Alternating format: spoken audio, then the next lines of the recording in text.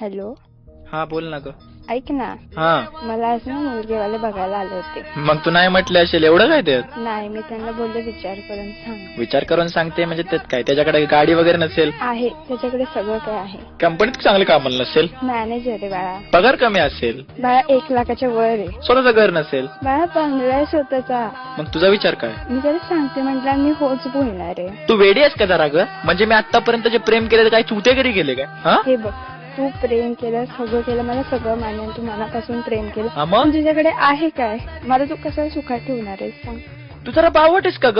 ह्याच्या आधी तुला कधी कळलं नाही की मला तू कशा सुखात ठेवणार आहेस? हा हे बघ ना, तुझ्याकडे स्वतःचं घर ना, गाडी ना, काय ना काय ना काय.